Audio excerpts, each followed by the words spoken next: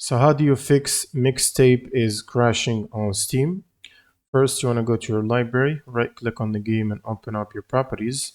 Now in the general tab, you want to add -dx11 to the launch options and then go to your installed files category and verify the game files. And once this is completed, you can close Steam. Next, you will need to check if you have the latest GPU driver updates. So based on your GPU, you can either use the NVIDIA app for NVIDIA GPUs or the AMD software for AMD, and check for the latest driver updates and make sure to download and install them. And next, you'll need to open up your browser and head to this link here, which is in the description below.